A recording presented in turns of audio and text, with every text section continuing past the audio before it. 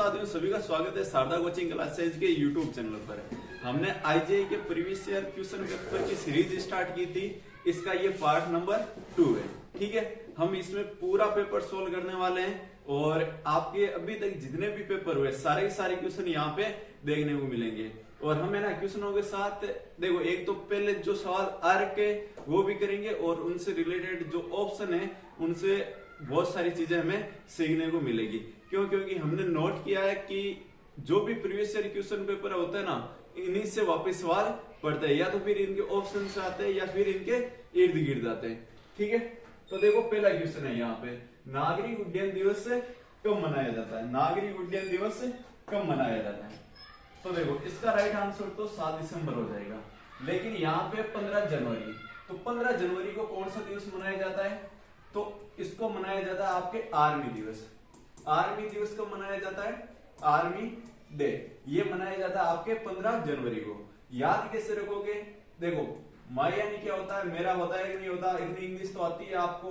ठीक है, और यहाँ पे देखो ऐसा नहीं दिख रहा आपको, आप चीटिंग कर दो। आ रहा मेरा दिन कब है? 15 जनवरी को, यानी कि आ रहा है मेरा दिन 15 जनवरी को। अब देखो थोड़ी सी हम आर्मी के बारे में बात कर देते हैं। तो आर्मी का जो दे वाक्य, ठीक है, ये क्या है? दे वाक्य है आपके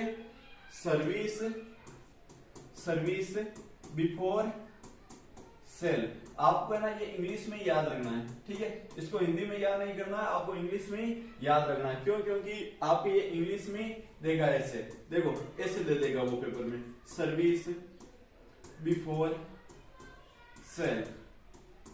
ठीक है, इस प्रकार।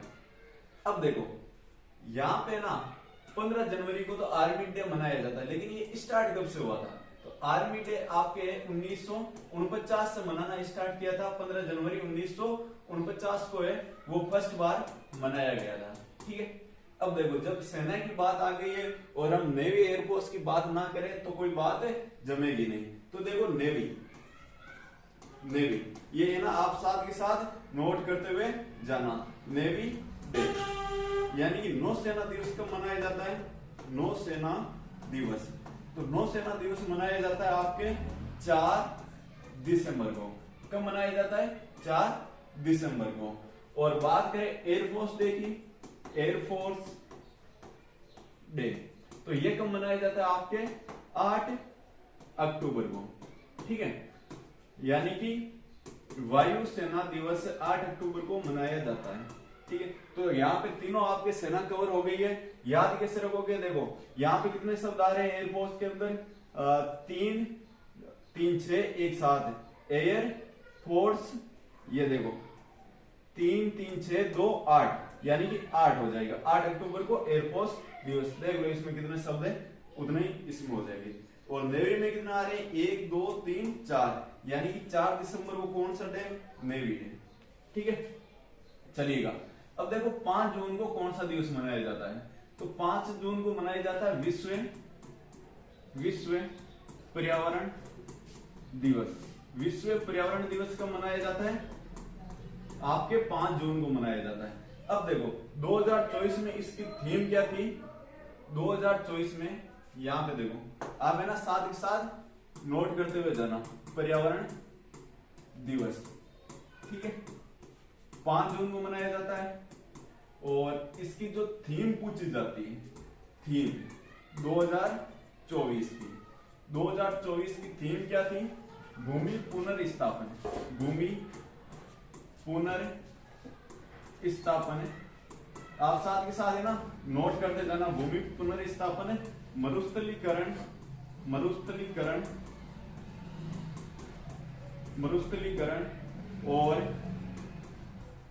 और सूखा लचीलापन।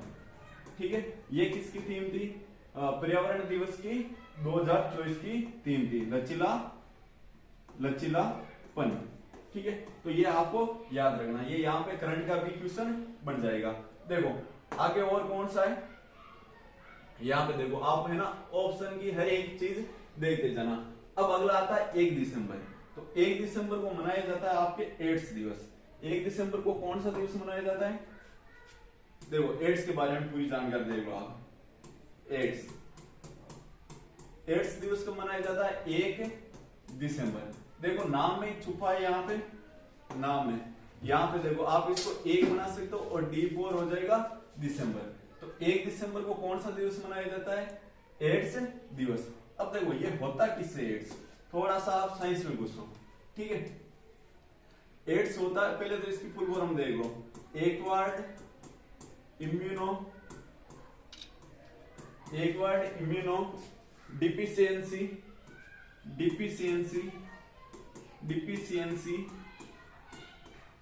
सिंड्रोम, ठीक है, टाइम तो चल रहा है। एक्वायर्ड इम्यूनो डिफिशियंसी सिंड्रोम, ठीक है। ये थोड़ी सी कैमरे में प्रॉब्लम है, इस कारण थोड़ा सा वो देखना पड़ता है। एक्वायर्ड इम्यूनो डिफिशियंसी सिंड्रोम, ये किसकी फुल फॉर्म है? आपके एड्स की, ठीक है। याद रखना होता किससे है, आपको ये इसी प्रकार मिलेगा, ठीक है। ये होता है आपके HIV वायरस से। किससे होता है? HIV वायरस से। कौन होता है? एड्स, ठीक है। अब देखो यहाँ पे थोड़ा सा देख लो कि HIV की फुल फॉर्म क्या होती है। जिस प्रकार मैं नोट करवा रहा हूं ना, उसी प्रकार आप देख जाना। तो इसकी फुल फॉर्म होती है इम्यूनो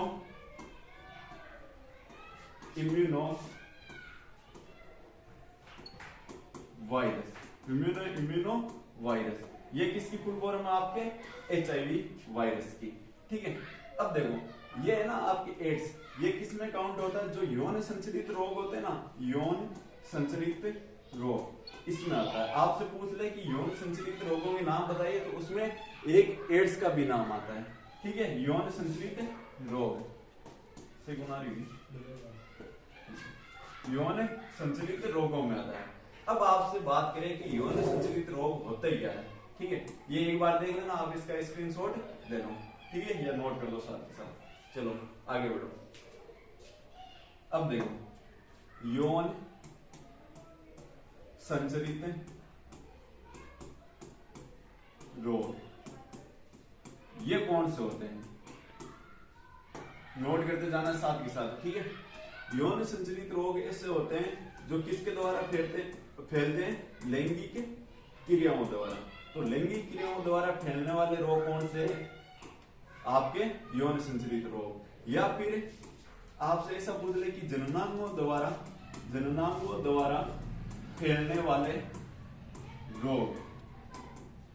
यहां से देखो क्वेश्चन है ना, पक्का बसेगा। जननांगों द्वारा फैलने वाले रोग कौन से होते हैं? यौन संचरित रोग। यानी कि जो जनन द्वारा फैलते हैं या जो जनन अंगों द्वारा फैलते हैं, उसे क्या बोलते हैं? यौन संचरित रोग। यानी कि जो कि सेक्स क्रियाओं द्वारा फैलते हैं, उसे क्या बोलते हैं? यौन संचरित रोग। और इनमें कौन कौन सा आते हैं, ये आपके लिए मोस्ट इंपोर्टेंट होता है। एक तो देखो अभी हमने पढ़ा एड्स, और एक हो जाएगा आपके सिफिलिस, और एक आप याद रख लो, 2-3 नाम याद रख लो, गोनेरिया, ठीक है। तो ये 3 नाम आपको याद होने चाहिए, ठीक है। आपसे पूछ लेगा कि निम्न में से कौन सा यौन संचरित रोग है या नहीं है, तो आप ये तीनों याद रख लेना, आपका काम बन जाएगा। तो एड्स के बारे में और इस सवाल के बारे में पूरी जानकारी आपको यहां से मिल गई है, ठीक है। अब देखो, तो 7 दिसंबर इसका है वो राइट आंसर है। नागरिक उड्डयन दिवस आपके 7 दिसंबर को मनाया जाता है। और फिर ये इसकी कुछ जानकारी थी जो कि आपको नोट करनी थी, और नहीं की तो अभी ले सकते हो आप इसका स्क्रीनशॉट। चलो ले लो, ठीक है, इसका भी ले लेना। ये करंट का भी सवाल है और ये पूछा जाएगा आपको, देख लो। इसका भी आप स्क्रीनशॉट लेना चाहो तो ले सकते हो, देखो, ठीक है।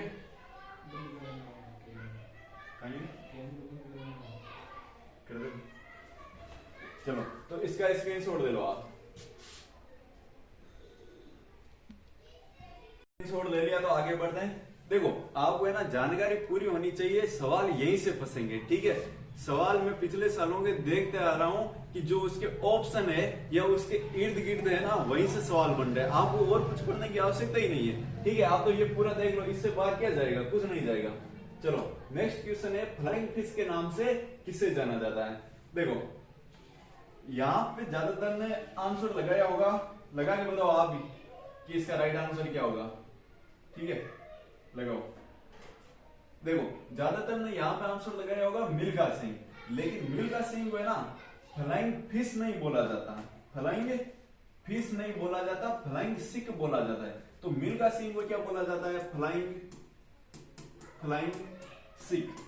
तो फ्लाइंग सिख किससे बोला जाता है, मिल्खा सिंह को बोला जाता है। ठीक है, लेकिन जो माइकल फेल्प्स है इसको क्या बोला जाता है, फ्लाइंग फिश।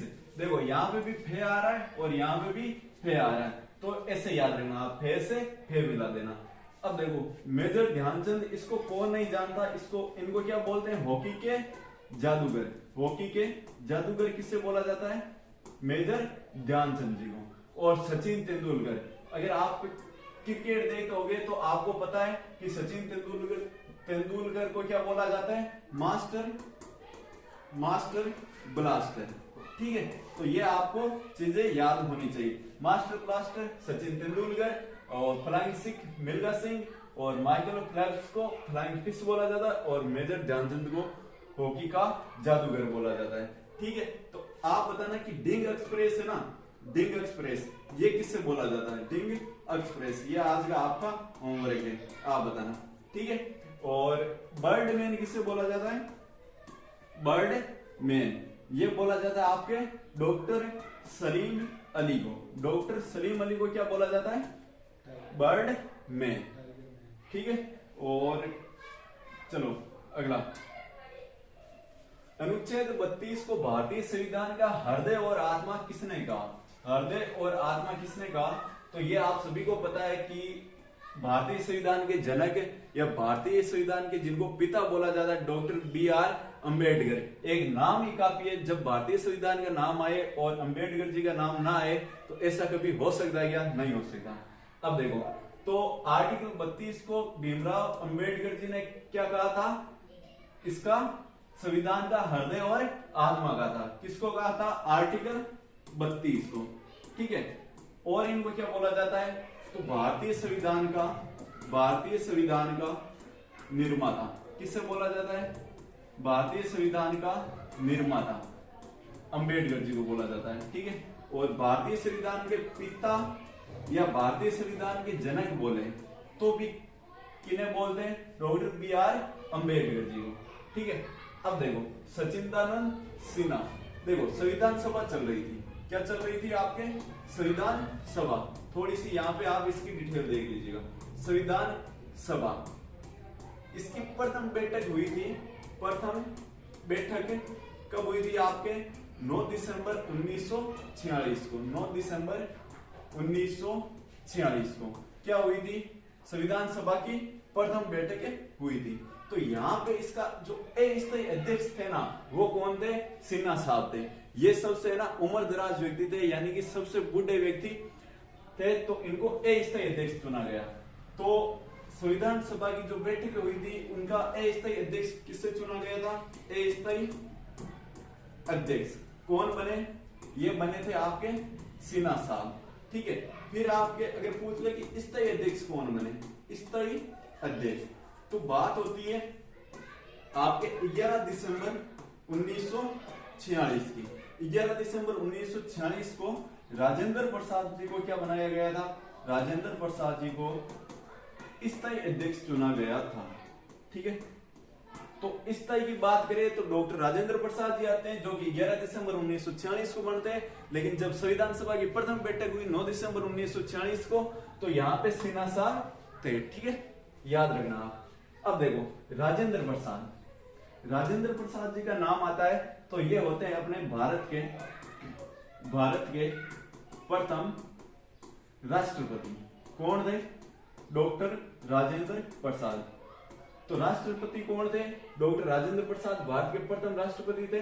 और जब बात आती है जवाहरलाल नेहरू जी की, ठीक है, जब बात आती है आपकी जवाहरलाल नेहरू जी की, तो भारत के प्रथम प्रधानमंत्री यानी कि प्राइम मिनिस्टर कौन थे, जवाहरलाल नेहरू जी, जो कि आपके 17 साल तक है ना वो भारत के प्राइम मिनिस्टर रहे थे। ठीक है। तो इनका आप ले लो स्क्रीनशॉट, और इतनी चीजें तो आपको संविधान में आनी चाहिए। आर्टिकल 32 को भारतीय संविधान का हृदय और आत्मा बोला जाता है, ठीक है। किन्होंने बोला था? Doctor B R. अम्बेडकर जी ने बोला था। तो भारतीय संविधान के पिता और जनक भी डॉक्टर बी.आर. अम्बेडकर जी को बोला जाता है। और ये क्या थे? ड्राफ्ट कमीशन थे ना, उनके अध्यक्ष। किसके? ड्राफ्ट कमीशन के अध्यक्ष थे, ठीक है, याद रखना। तो इतनी सारी चीजें आपको ये याद होनी चाहिए। चलो स्क्रीनशॉट ले लो, इसका ले लिया होगा। चलो आगे बढ़ रहे हैं। अब देखो यहां पे ना आपको मैंने पहले ही बता दिया है कि मैथ्स के भी सवाल आएंगे, एविएशन नॉलेज के भी आएंगे, जीके के और साइंस के, यानी कि सारा का सारा जो भी पेपर है रीजनिंग का वगैरह, ये सब इसमें इंक्लूड किए हुए हैं। तो आप है ना हर चीज को मैनेज करते हुए चलिएगा। देखो यहाँ पे मैथ्स का क्या सवाल है? एक वस्तु को 250 रुपए में यानी कि 250 रुपए में खरीदी जाती है। देखो एकदम बेसिक से बता रहा हूँ, फिर सीधा उड़ाने का बता दूंगा, ठीक है। तो क्रय मूल्य कितना है इसका? ठीक है, एकदम बेसिक से। अगर आपको कुछ भी नहीं आता तो ये देखो 250 रुपए, ठीक है। 10% लाभ प्राप्त करने के लिए, यानी कि लाभ आपको कितना प्राप्त करना है? 10%। कितना? 10%। इसका विक्रय मूल्य कितना होना चाहिए? यानी कि आपसे बात कर रहा है कि विक्रय मूल्य बताओ, विक्रय मूल्य। ये आपको क्या करना। अगर आपको बिल्कुल नहीं पता कि क्रय मूल्य क्या होता है, तो क्रय मूल्य जिसपे आप कोई चीज खरीदते हो, जिसपे कुछ खरीदा जाता है, ठीक है, आप उसके लिए जो गिफ्ट खरीदते हो ना, तो वो कितने रुपए में खरीदे, तो वो क्या होगा? आपके क्रय मूल्य। और आप अगर कोई चीज बेच रहे हो, जैसे ये मेरा पेन है और ये मैं किसी को बेच रहा हूं, तो ये क्या कहलाता है? विक्रय मूल्य, ठीक है। ये होता है विक्रय मूल्य। और जो बीच का है ना, जो लाभ या हानि होती है, ये क्रय मूल्य और विक्रय मूल्य के बीच का मूल्य होता है, ठीक है। जैसे देखो कोई दुकानदार है, कोई चीज को 10 रुपए में खरीदता है और 15 में बेचता है, तो जो उसके 5 रुपए का जो चीज है ना, वो क्या हो रहा है? उसका लाभ हो रहा है। तो ये याद रखना, ठीक है। तो अब देखो, अब इसका विक्रय मूल्य किस प्रकार निकालते हैं? विक्रय मूल्य किस प्रकार निकालते हैं? तो आपको क्या करना है? देखो जो आपके क्रय मूल्य होता है, क्रय मूल्य, क्रय मूल्य में आपको क्या ऐड करना है? यहाँ पे देखो, यहाँ पे किसकी बात हो रही है? लाभ की। तो इस प्रकार निकल जाएगा, ठीक है। ये आपके सूत्र लग जाएगा। यानी कि 250 पे लाभ हो रहा है 10% का। कितने का? 10% का। और आपको पता है थोड़ी सी मैथ्स आती है, तो आप इस प्रकार इनको उड़ा सकते हो। तो कितना आया यहाँ पे? 25। तो लाभ कितने का हुआ? आपको 25 का लाभ करना है, ठीक है। और किस पे? 250 पे। तो विक्रय मूल्य क्या हो जाएगा? देखो यहाँ पे लगाओ, इसको सूत्र में लगा लो। चलो देखो क्रय मूल्य कितना है? 250 और लाभ कितना है? 25। तो राइट आंसर क्या हो जाएगा? जब इसको ऐड करोगे तो 275, ठीक है। लेकिन आपको पेपर में इतना नहीं करना। पेपर में क्या करना है? देखो 2-3 तरीके बता देता हूं मैं आपको, ठीक है। 2-3 तरीके बता देता हूं, चलिएगा। यहां पे देखो, चलो इसको रफ ही कर देते। एक बार देखो आप इसको, फिर इसको रफ कर देता हूं, ठीक है। यहां पे देखो,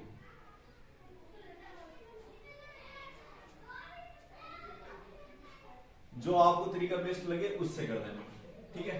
देखो एक तरीका तो ये है कि 250 रुपए पे कितने का लाभ करना है? 10 का, ठीक है। इस प्रकार ये काटोगे, कितना आ जाएगा? 25। और इसमें ये ऐड कर देना। तो 250 और 25 कितना हो गए? 275। ये आपका क्या आ जाएगा? Right answer. या फिर आप सीधा ऐसे कर लो, देखो 250 रुपए, ठीक है, इस पे 10% का लाभ करना है। कितने का? 10% का। तो देखो कोई भी आप चीज प्रतिशत पे निकालना होता हो ना, तो 100 पे निकालता हूं। तो ये 100 में कितना ऐड करना है? 10। तो यानी कि 110 की वैल्यू पूछ रहा है, ठीक है। आप इस प्रकार निकालोगे तो ये भी कितना होते हैं? 25 को आप 11 से गुणा करोगे तो कितना आएंगे? 275। ये आपका राइट आंसर है। इनके और भी बहुत सारे तरीके हैं, लेकिन आपको अभी ये पता होना चाहिए। जब अपनी मैथ्स की क्लास से आएगी, जब राजेश सर आपके लिए क्लासेज लेके आएंगे, तो वहां पे आपको एकदम बेसिक से और सिखा देंगे, ठीक है। चलिएगा, ये आ गया होगा आपको, देख लो एक बार। इनको आप फ्रैक्शन से भी निकाल सकते हो। अब देखो सुनील है, सुनील और राजेश ये किसी काम को कर रहे हैं। यहाँ पे देखो सुनील 5 दिन में कर देता है और राजेश उसी काम को कितने दिन में करता है? 20 दिन में। कितने दिन में करना है?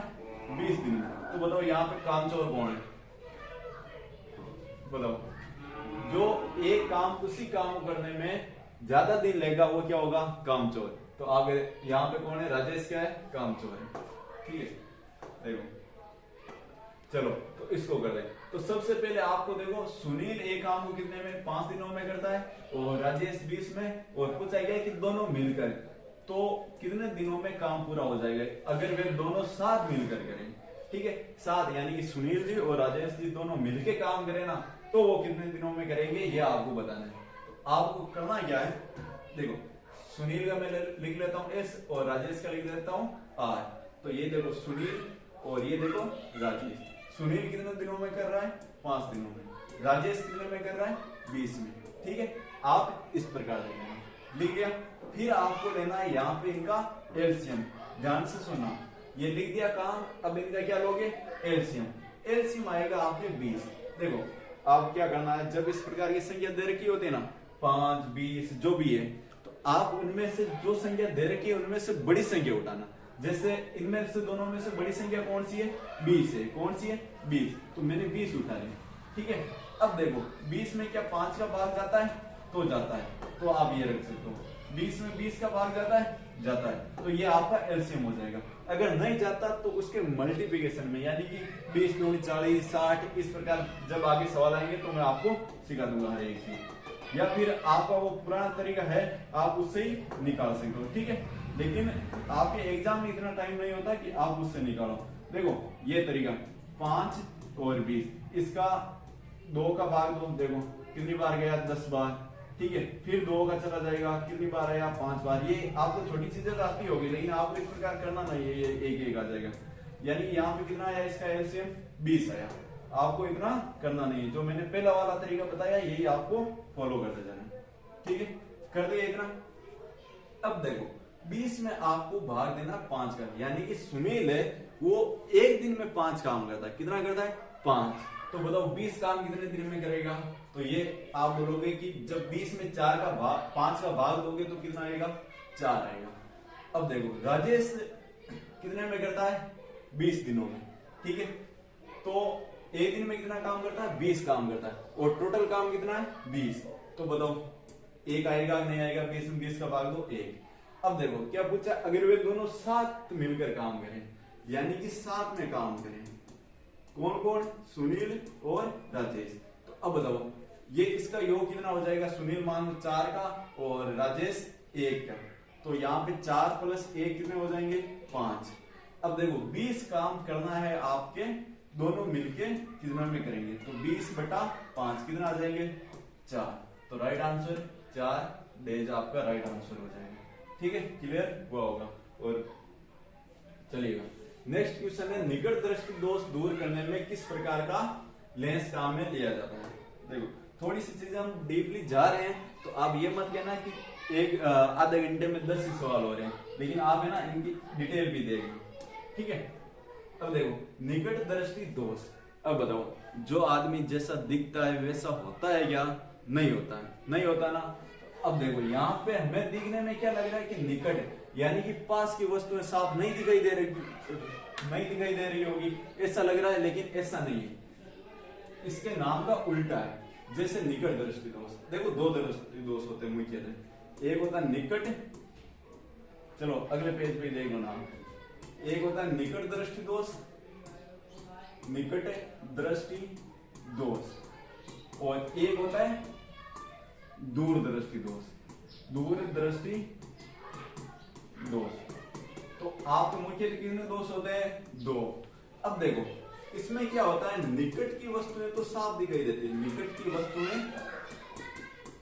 की वस्तुएं साफ दिखाई देती है। ठीक है, साफ दिखाई देती है। आपको देखो देखने से क्या लग रहा है कि निकट की नहीं दिखाई दे रही होगी, लेकिन जैसा दिखता है वैसा होता नहीं है। निकट की वस्तुएं साफ दिखाई देती है, परंतु क्या होता है रे? परंतु दूर की वस्तुएं साफ दिखाई नहीं देती। दूर की वस्तुएं साफ दिखाई नहीं देती। आप है ना इनके नोट से बनाते चलना, ठीक है, नहीं देती। तो ये कौन सा होता है, निकट। और इसका उल्टा किसमें हो जाएगा, इसमें, यानी कि दूर की वस्तुएं तो साफ दिखाई देती है परंतु पास की वस्तुएं साफ नहीं दिखाई देती, उसे क्या बोलते हैं, दूरदृष्टि दोष। अब देखो इसमें बात कर रहा है कि कौन सा लेंस लगाते हैं, यानी कि इनका अगर आपको कोई प्रॉब्लम हो गई तो उसका इलाज कराओगे ना, अरे ऑपरेशन करवाते हैं नहीं करवाते हैं, तो उसमें लेंस लगाते हैं। क्या लगाते हैं, लेंस लगाते हैं। अब देखो यहाँ पे देखना कि निकट दृष्टि दोष में कौन सा लेंस लगाते हैं और दूर में कौन सा लगाते हैं, ठीक है। अब देखो आपको एक नाम याद रखना, अवनी। कौन है, अपनी पड़ोसन अवनी। कौन है रे, आपकी पड़ोसन अवनी, ठीक है। अब से क्या हो जाएगा, अवतल। अब से क्या हो जाएगा, अवतल। और नी से क्या हो जाएगा, निकट दृष्टि दोष। निकट दृष्टि दोष आम में से तो किसी को नहीं है ना, ठीक है। निकट दृष्टि दोष। एक वो बताना जिसमें आप कलरों की पहचान नहीं कर पाते, वो कौन सा रोग होता है, और बताना वो जेनेटिक होता है कौन सा होता है, ठीक है। अब देखो अवतल लेंस का प्रयोग किया जाता है निकट दृष्टि दोष के निवारण में। आपसे पूछेगा कि निकट दृष्टि दोष के निवारण में कौन से लेंस का प्रयोग किया जाता है, तो अवतल। तो लेंस दो प्रकार के होते हैं, एक तो अवतल होता है, दूसरा उत्तल होता है। तो इसमें कौन सा हो जाएगा, देखो अवतल इसमें हो गया तो अवतल इसमें भी थोड़ी आएगा, इसमें कौन सा आ जाएगा, उत्तल लेंस। एक याद कर लो, दूसरा अपने आप हो जाता है, ठीक है। अब एक छोटी सी चीज आप और देख लेना यहाँ पे कि अभिसारी लेंस किससे बोला जाता है, अपसारी किससे बोला जाता है, और कौन प्रकाश की किरणों को फैलाता है और कौन प्रकाश की किरणों को इकट्ठा करता है। तो यहाँ पे एक ट्रिक याद रखना। देखो आप पे कहीं पे छत पे बैठो और आपके हाथ में कुछ चीज है, आप उनको गिरा देते हो, तो आपकी जो मम्मी है या जो घर पे है ना, वो क्या बोलते हैं आपसे कि अभी उत्तर, अभी उत्तर। आप कहीं पे ऊपर बैठे हो दीवार पे, अभी उत्तर, और क्या कर इनको, और इकट्ठा कर। क्या कर, इकट्ठा कर। अभी उत्तर और इकट्ठा कर। ये आपको ट्रिक याद रखनी है। यानी कि यहाँ पे क्या हो जाएगा, यहाँ पे क्या हो जाएगा, अभी से हो जाएगा अभिसारी लेंस। कौन सा, अभिसारी, अभिसारी। और उत्तर से याद रखना उत्तल, ठीक है। और इकट्ठा का मतलब इकट्ठा।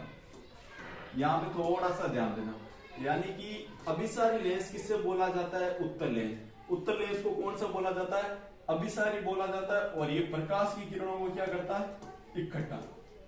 ये लाइन याद रख लो, आपका काम हो जाएगा। यानी कि अभिसारी लेंस बोला जाता है उत्तल को, और ये प्रकाश की किरणों को इकट्ठा करता है। अब इसका उल्टा करें तो अपसारी लेंस क्या करता है, अपसारी लेंस किससे बोला जाता है, अवतल को बोला जाता है, और ये प्रकाश किरणों को फैलाता है। याद हो जाएगा इतना। देखो इनमें एक बहुत अच्छी चीज होती है कि आप एक को याद करो, दूसरी अपने आप हो जाएगी। तो एक को हम ट्रिक से याद कर रहे हैं और दूसरी हम दिमाग से, ठीक है। तो ये आप स्क्रीनशॉट ले सकते हो, ठीक है। देखो अगला सवाल, अगला सवाल। तो इसका राइट आंसर बता दो पहले तो। अभी देखो इतना समझा दिया है तो आपको इसका पता चल गया होगा कि इसका राइट आंसर क्या होगा आपके, बराबर है, निकट। तो अभी मैंने आपको कैसे याद करवाया था, अवनी से करवाया था। तो अवतल लेंस का प्रयोग किया जाता है निकट में, तो लगा दो। क्या आ जाएगा, ऑप्शन नंबर ए इसका राइट आंसर है। चलिए नेक्स्ट क्वेश्चन है, फिलोक्विनोन कौन से विटामिन का वैज्ञानिक नाम है। देखो ये विटामिन के जो वैज्ञानिक नाम वगैरह, रोग वगैरह होते हैं ना, ये बहुत बार पूछे जाते हैं और ये बहुत परेशान करते हैं। तो इसको आप कैसे याद करोगे, चलो ट्रिक लिखा देते हैं इसकी भी। देखो ट्रिक क्या है आपके, ट्रिक रक्त एक टॉफी, ठीक है, रक्त एक टॉफी।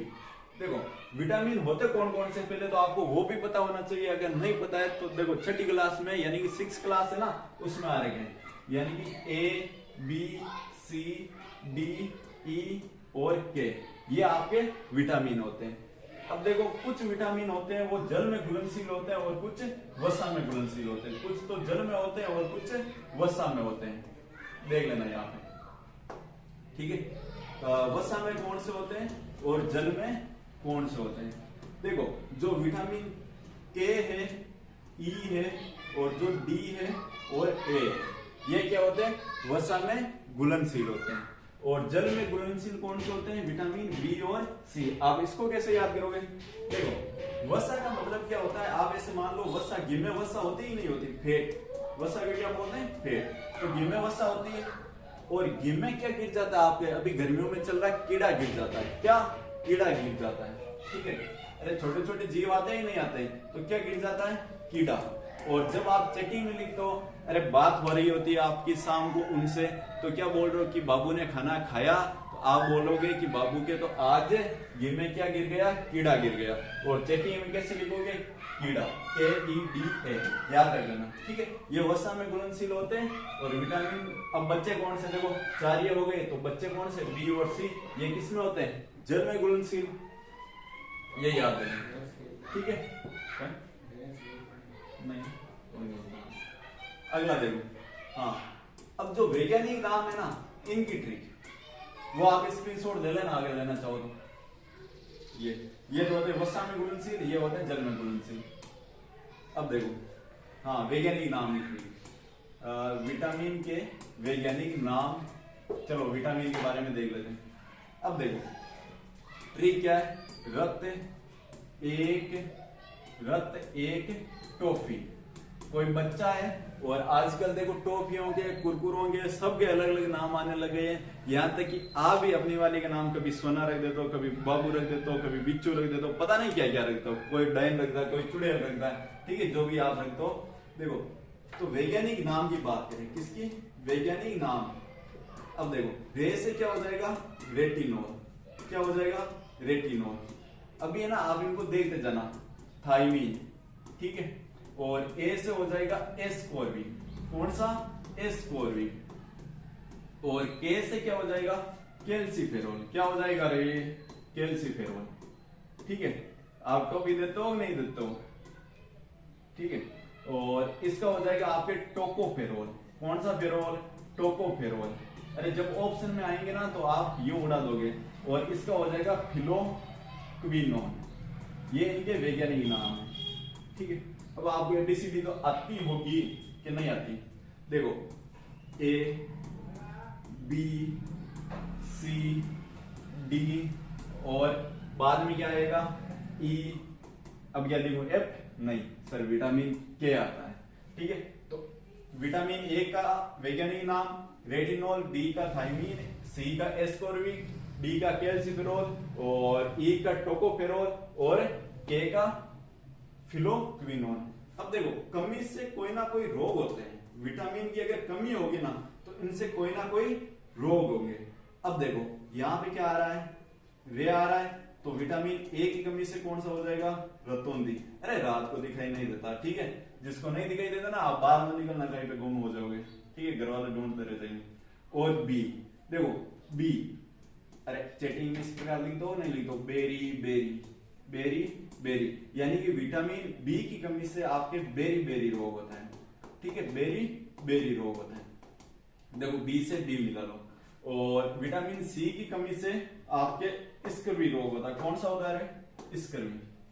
विटामिन सी की कमी से स्कर्वी होता है, ठीक है। और डी की कमी से रिकेट्स होता है। कौन सा होता है? रिकेट्स होता है।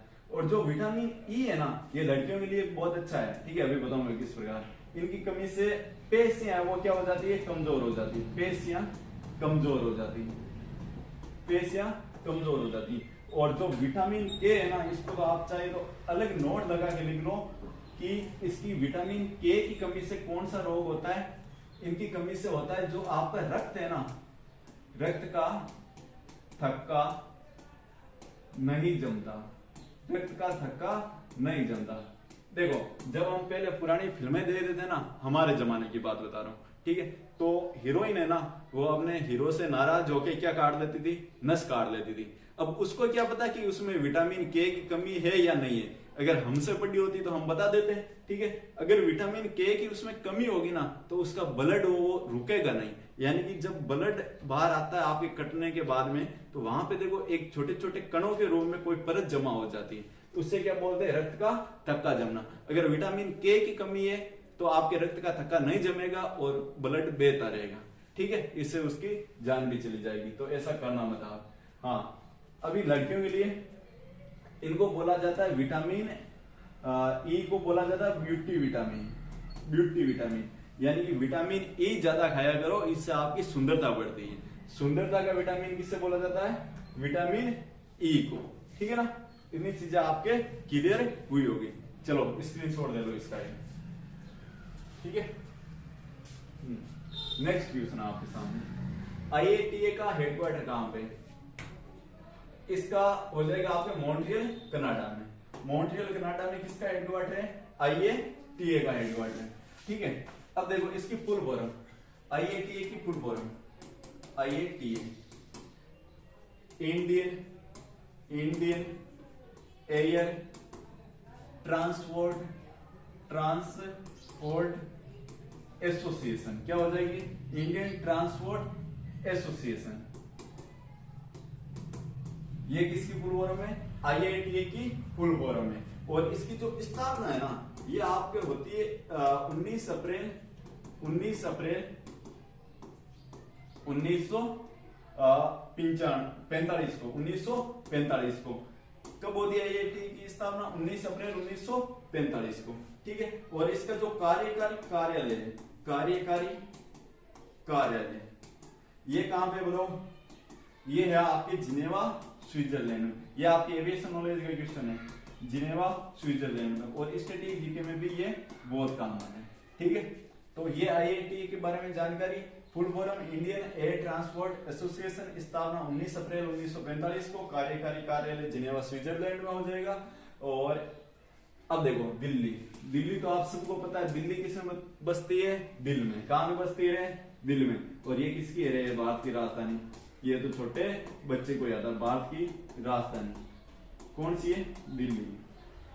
ठीक है, अब देखो अगला, यहां पे देखो बीसीएस की फुल फॉर्म होती है ब्यूरो ऑफ सिविल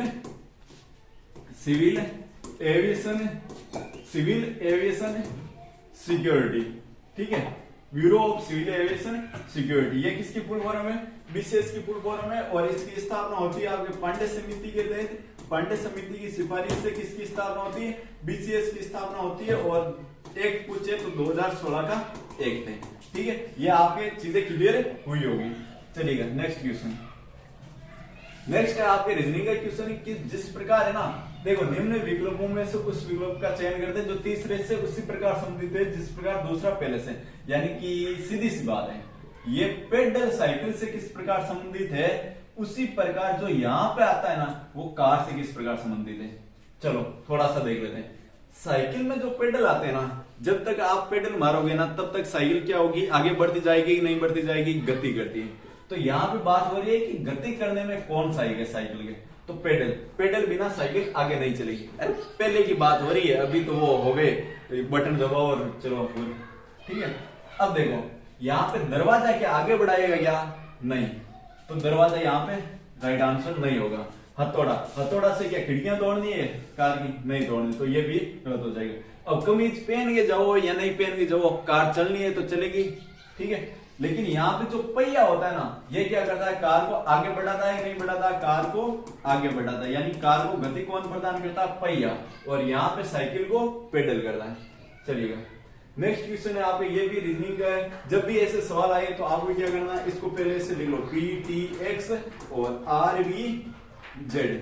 अब आपको इसके ना जो नंबर होते हैं कि ये कौन से नंबर पे आते हैं वो आपको याद होना चाहिए। तो पवा आता है 16 पे, T20 पे आता है 20 बिस्कुट। और X आती है आपकी 24 साल की। आपकी X कितने साल की है? 24 साल की।